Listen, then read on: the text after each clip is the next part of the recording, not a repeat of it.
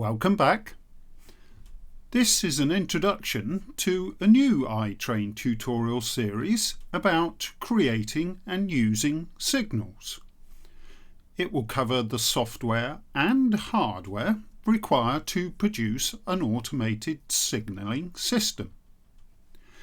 In phase 1 of the tutorials, we will focus on the software only, using virtual signals to recreate the signalling system shown in the default iTrain demo layout file, but with a few tweaks and maybe even some improvements.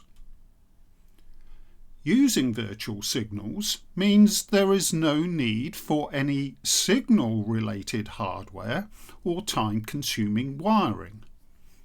It will be a safe, low-cost environment in which to experiment and learn how to use signals in iTrain. But, of course, at some stage you will want to control the real signals located on your physical layout.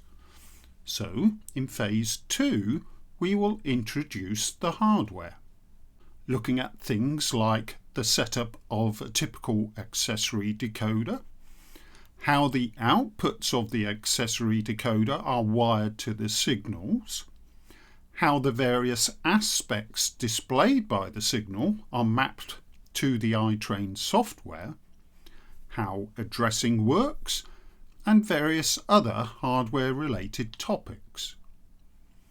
We will, of course, not be able to show you how to use all the various signal-related hardware available on the market, but we will be able to explain the fundamental principles involved in their general use.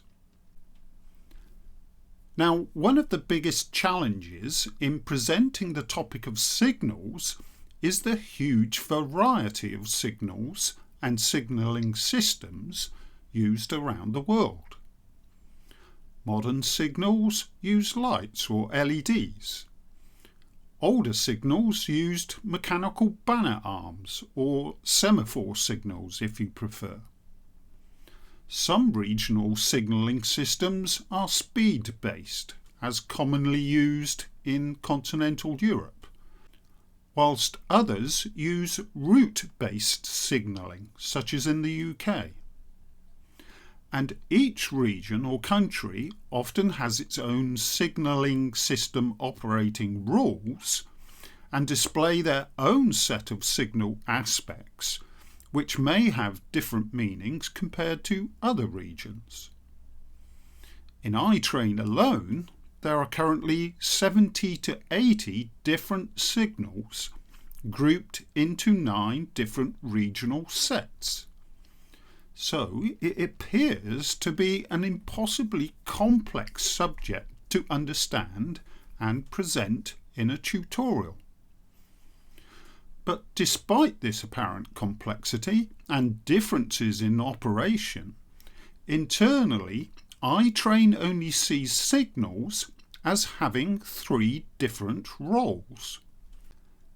They are either home signals, warning signals, or shunt signals, or can perform a combination of those 3 roles.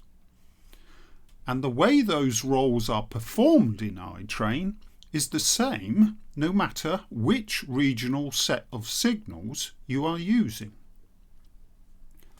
This simplification of the operation has enabled a small team of us to develop and test a universal set of rules for creating signals in iTrain that apply regardless of the region you are modelling.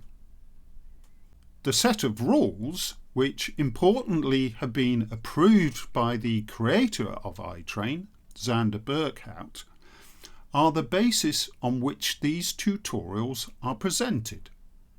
Because creating signals in accordance with these rules allows iTrain to automatically set up the signals for us. And that is the simplest, most effective and efficient way of creating problem-free signal operations in iTrain. As you will see in the following tutorials, our key task as users is simply to draw each signal type in specific locations within a block. The main setup then takes care of itself. So the rules for iTrain signals document is available to download from the iTrain website at the following link. Currently, there are English and German language versions, but more languages will be added later. We have chosen to use German signals in this main reference document, but all the principles and rules explained are applicable to all the other regional signals. In time, supplementary documents specific to each of the other regional signals will be added, but will still need to be used in conjunction with the main reference document. So download the rules for iTrain signals document, have a quick scan through to familiarise yourself with it, and in the next episode we will run through how to use it. But before you go, I want to give a shout out to a new English-speaking Facebook group called iTrain Operations and Layouts. It is not a replacement for the iTrain forum. That is still the place to go for technical support. The intention of this new Facebook group is multifold, but essentially it is about allowing like-minded people to get in touch with each other to share information and ideas. There is no affiliation to iTrain, the company. However, Xander is fully aware of this development. It's just starting out, so it's a good time to join the group and contribute to its growth. Again, search for iTrain Operations and Layouts on Facebook. One last thing before you go. There is a German language version of this tutorial series, and the intention is also to produce a Spanish language version.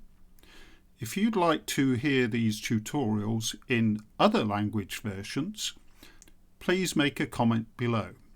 If demand is high enough, say 20 or more people, then we will consider producing them in those languages too. But we may need a volunteer to assist in the translation. That's all for this episode, so until next time, bye for now.